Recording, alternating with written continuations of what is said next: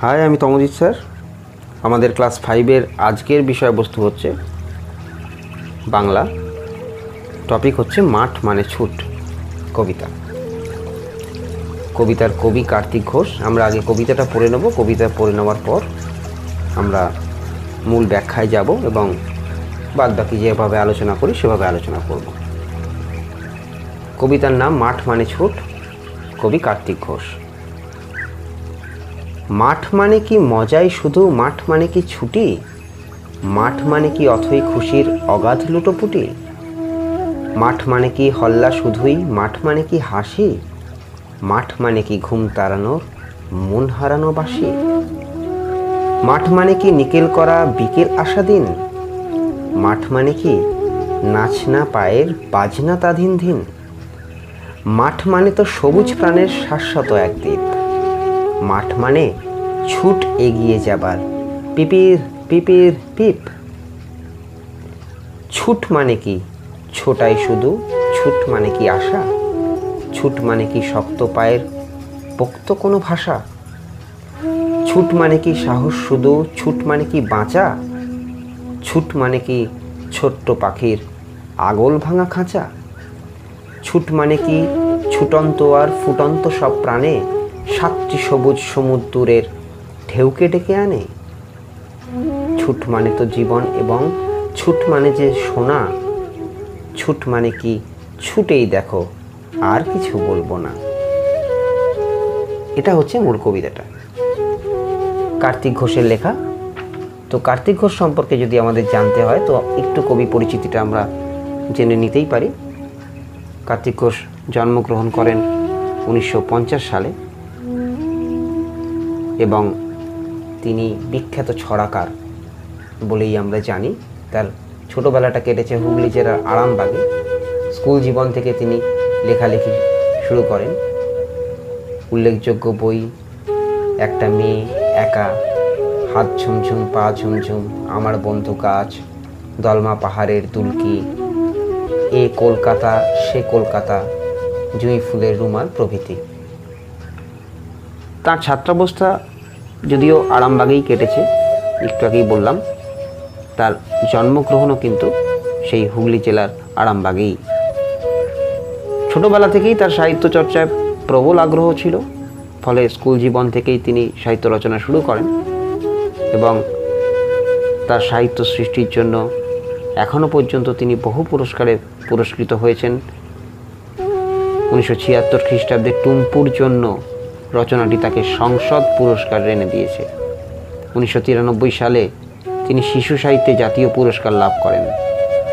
এছাড়াও সুনির্মল স্মৃতি পুরস্কার বা আরও নানা পুরস্কারে তিনি সম্মানিত হয়েছেন।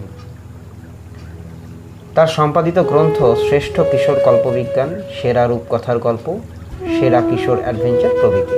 নামগুলো শুনেই বুঝতে পারছো যে শিশু কিশোরদের জন্য তার বেশিরভাগই বই। 1993 পান শিশু সাহিত্য জাতীয় পুরস্কার। একটু আগেই যেটা বলছিলাম, তো এখনো পর্যন্ত কিন্তু কার্তিক ঘোষ জীবিত রয়েছেন। তার কলম কিন্তু এখনো চলছে বলা যেতে পারে। তো যাই হোক, আমরা মূল কবিতার বিষয়বস্তুতে চলে আসি বা সারাংশে চলে আসি, যাই বলো না কেন। তাহলে মাঠ আমাদের জীবনের, বিশেষ করে আমরা যারা খেলাধুলো করি, আমাদের জীবনের কিন্তু একটা বড় অংশ হচ্ছে এই মাঠ। এখন অবশ্য একটু মাঠের সংখ্যা কমে এসছে, যেভাবে আমরা বা আমাদের আগের জেনারেশন মাঠকে পেয়েছি, তোমরা হয়তো সেভাবে মাঠকে পাও না। আর বিশেষ করে এখন মোবাইলের যুগ এসে তোমাদের খেলাধুলোর প্রবণতাও অনেক কমিয়ে দিয়েছে। শুধু মাঠকে দোষ দিয়ে লাভ নেই, আমাদের প্রবণতাকেও দোষ দিতে হবে যে আমাদের প্রবণতা অনেক কমে গেছে। আমরা মোবাইল অ্যাডিক্টেড হয়ে পড়েছি বা কম্পিউটার অ্যাডিক্টেড হয়ে পড়েছি। আমাদের কিন্তু এইগুলোকে মাথায় রাখতে হবে যাতে আমরা এই সমস্ত অ্যাডিকশান কাটিয়ে আবার মাঠ, প্রকৃতি এগুলোর সঙ্গে, যত তুমি মাঠ, প্রকৃতি এগুলোর সঙ্গে বা এগুলোর কাছাকাছি থাকবে, তুমি দেখবে তত তুমি সুস্থ থাকছো, আনন্দে থাকছো, সবল থাকছো। তোমরা দেখতেই পাচ্ছ এখন এই কোভিড-19 বা করোনা ভাইরাসের যে প্রকোপ, সেই প্রকোপ থেকে মুক্ত হতে গেলে কিন্তু প্রথমেই বলছে ডাক্তাররা যে ইমিউন পাওয়ারকে বাড়াতে হবে। তো এই ইমিউন পাওয়ার কিসে কিসে বাড়ে সেই ডাক্তারবাবুদের আলোচনায় আমরা মাঝে মাঝেই জানতে পারি যে খাওয়া দাওয়া, খেলাধুলো, শরীরচর্চা সব কিছুর মধ্যে থেকেই কিন্তু ইমিউন পাওয়ার গ্রো হয়। মোবাইল ঘাঁটলে বা সারাদিন টিভি দেখলে কিন্তু সেটা হয় না। যদিও আমাদের প্রযুক্তির মাধ্যমে তুমি বলতেই পারো স্যার আপনিও তো মোবাইলেই আমাদের পড়াচ্ছেন, কিন্তু সেটা আমরা বাধ্য হয়েই পড়াচ্ছি, তোমরাও জানো ভালো করে সেটা। এই প্রযুক্তিটাকে আমরা কাজে লাগাচ্ছি, আমরা ইউজ করছি, আমরা মিস ইউজ করছি না, এটাকে মাথায় রাখতে হবে। যে কোনো প্রযুক্তি তুমি কাজে লাগাবে তার ইউজটা জানবে, মিস ইউজটা না। তো সেই যে প্রসঙ্গে এতগুলো কথা, সেই মাঠ মানে শুধুই কি ছুট? কবি কি বলছেন? কবি বলছেন ছোটদের কাছে মাঠ মানে ছুটি, মজা, খেলাধুলো বা আনন্দ করবার জায়গা। তাদের ঘুম তাড়িয়ে দেওয়া ও মন ভালো করবার জন্য বাসি যেন এই মাঠ। মন যখন খারাপ হয় তখন সুর আমাদের মন ভালো করে দেয়, সেটা বাসির সুর হতে পারে বা কিছু। সেই মাঠও যেন কবির কথা বলছেন, যে কবি এখানে বলছেন যে ঘুম তাড়িয়ে দেওয়ার ও মন ভোলানোর জন্য বা মন ভালো করার জন্য বাসি যেন এই মাঠ। কিন্তু কবি বলছেন মাঠ শুধুই মজা, হাসি, খেলা, হল্লা করবার জায়গা কিন্তু নয়, বরং মাঠ আসলে সবুজ প্রাণের এক প্রদীপ, যা কখনোই নেভে না। জীবনের পথে এগিয়ে যাওয়ার ছুট শুরু হয় এই সবুজ মাঠ থেকেই। তোমরা জানো যত বড় হবে তত জীবন যুদ্ধে তোমাদেরকে ছুটতে হবে। এই ছোটার প্রথম স্টেপটাই কিন্তু শুরু হয় মাঠ থেকে বা খেলাধুলোর জায়গা থেকে।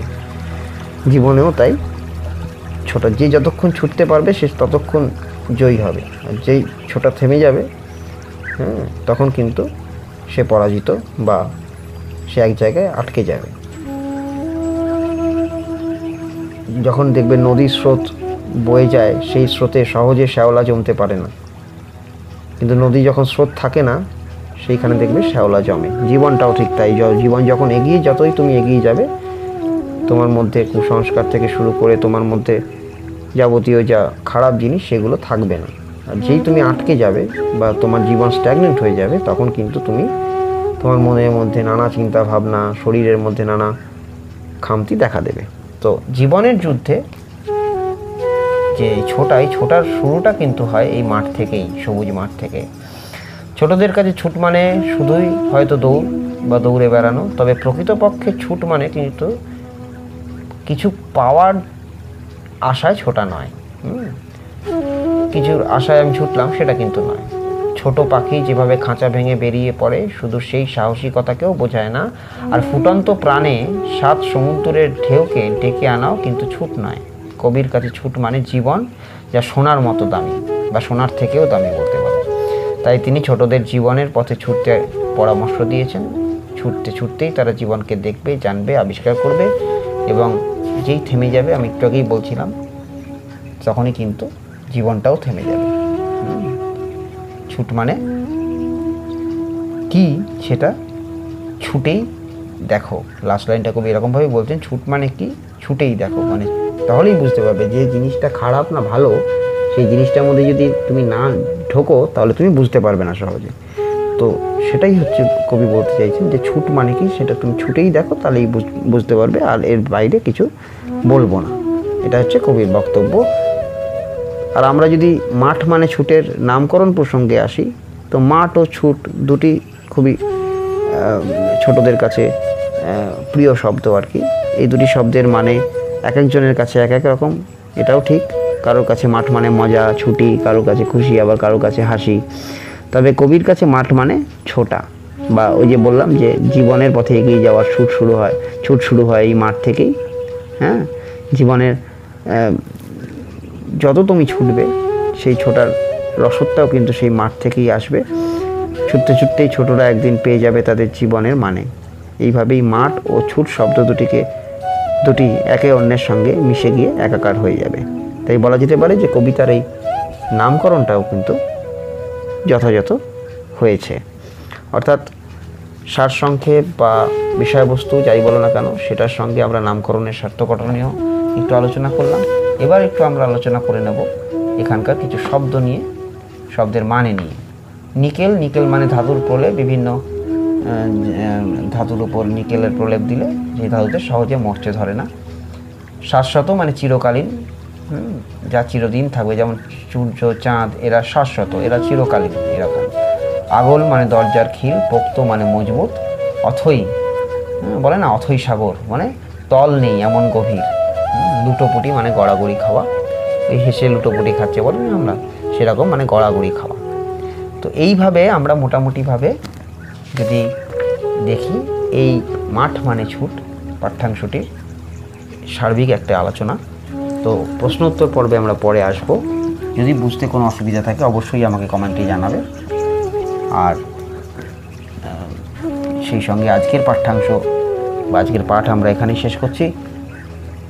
দেখা হচ্ছে পরবর্তী এপিসোডে। ততক্ষণ পর্যন্ত ভালো থেকো, সুস্থ থেকো।